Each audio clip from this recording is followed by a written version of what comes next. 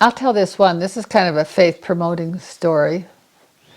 Uh, J.W. Nixon the first had quite a large family, and one of them was named Adelia, but she went by Delia, and she married quite young to Joseph Hutchinson.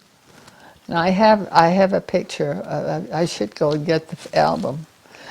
But I was trying to chase her descendants. She was, I hate to say this, especially on camera, but she had her problems. I'll just say it that way. She had her problems. She was married about 4 times. And, but she only had one daughter. Her name was Juanita. And I traced Juanita to 1930 on the census record, and then I lost her. And I just didn't know what happened to her.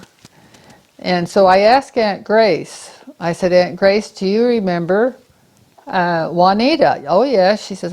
She says she was living in Salt Lake, and she married a man who was in the restaurant business, and then went to California. Well, I still was at a dead wall. So finally, Aunt Grace was. It turns out that I became very close to Aunt Grace and came to love her very dearly, because after Uncle DeVerl died, they asked Richard and I to be the executors of her estate. And so for 10 years, I was very close to her. So at the end of her life, I said to Aunt Grace, I said, Aunt Grace, I said, when you get on the other side, would you please find LaVonne for me? Who is Juanita's daughter. Juanita only had one daughter, LaVonne. So Aunt Grace died. And Richard and I were called. Richard was called in 1996 to be president of the California Sacramento Mission. He was a little disappointed. I shouldn't maybe put that on camera, but he really wanted to go to New Zealand, where he could have lamb every day. But we went to California, Sacramento Mission, and in January of 1997, we were at a zone conference in Stockton, California. And I had a missionary come up to me and say, what do you know about Delia Nixon? And I said to him, this was Elder Gee, I said, how do you know Delia? Well, her granddaughter's living in our ward. LaVonne was living in the Stockton ward there. Now, LaVonne had been born to Juanita and this John Boyle, and John was Catholic and Juanita was Mormon. So they decided they'd let LaVonne decide for herself what religion to join. And during this divorce record, lo and behold, she was sent to St. George to live with her grandmother, with Johanna. Actually, it would be her great-grandmother. And she told me in Stockton, in her apartment, she says, I knew that my grandmother wanted me to be a Mormon. And so it's through the influence of her great-grandmother that she was baptized a Mormon. Well, she became inactive. She married a man that got her to drinking. Now, drinking is something that Nixons and the descendants of William Abraham should never do, because it's in their genes, and there's a propensity to being an alcoholic. And I found quite a few alcoholics in the family that I've pursued.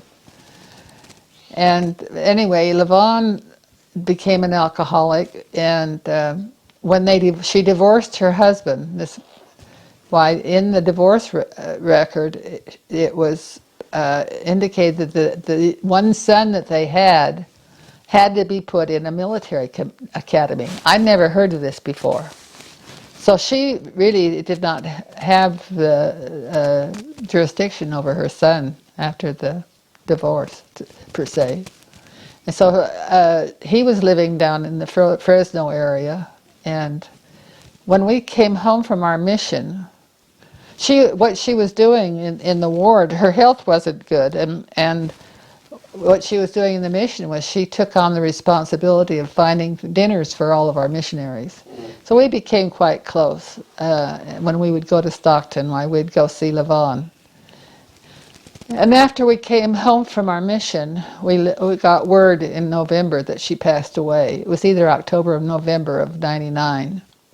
So we went back to her funeral, and I spoke at her funeral, and then I went to the apartment, and all of the family material, the histories and pictures and things I brought home with me.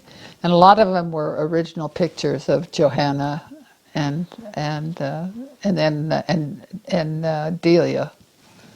So that's an example of the Spirit whispering to you.